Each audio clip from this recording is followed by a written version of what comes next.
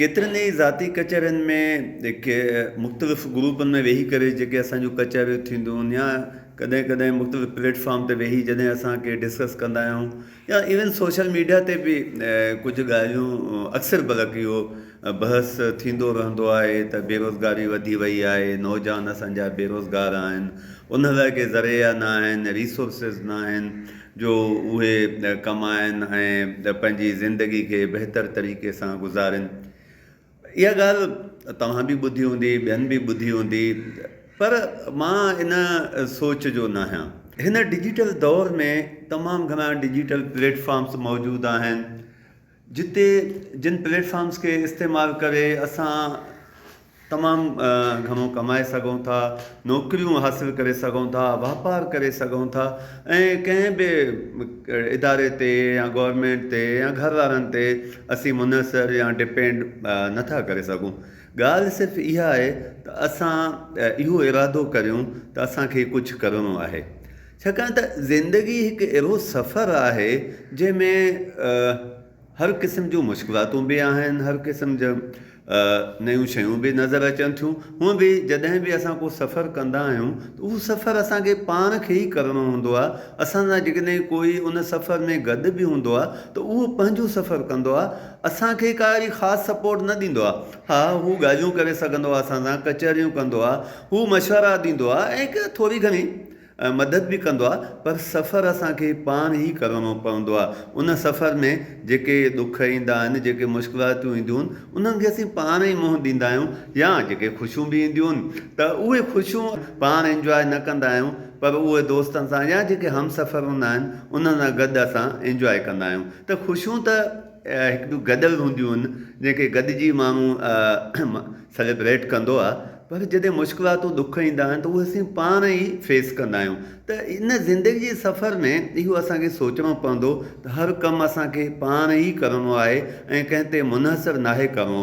ॿिया माण्हू असांखे सिर्फ़ु रस्तो ॿुधाए सघनि था, मशवरो ॾेई सघनि था, पर कमु पाण खे करिणो आहे।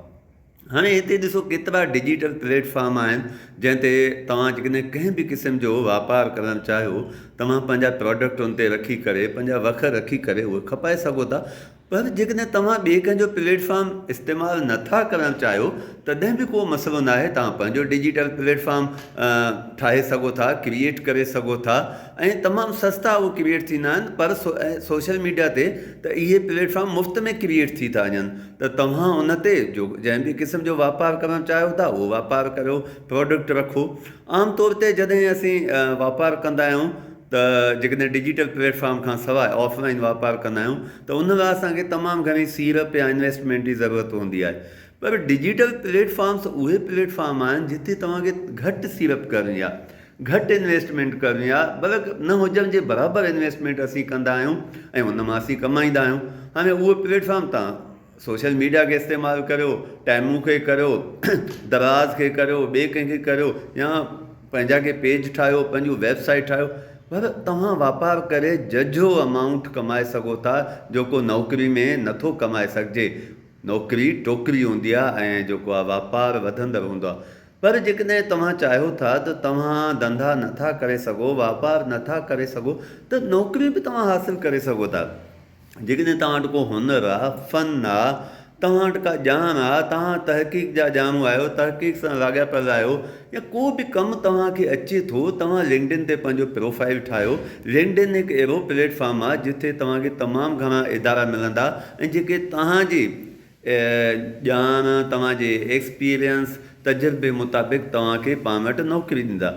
हीउ दौरु त टेली कम्यूटिंग जो दौरु आहे, घर वेठे नौकिरी करण जो दौरु आहे। दुनिया में अहिड़ियूं केतिरियूं ऑर्गनाइज़ेशन्स आहिनि, केतिरा ई इदारा आहिनि जेके तव्हांखे कमु ॾींदा ऐं उहो तव्हां घर वेठे करियो। उहो फ्रीलांसिंग जा प्लेटफॉर्म बि आहिनि, ॿिया बि आहिनि, तव्हां उन्हनि ते कमु करे सघो था।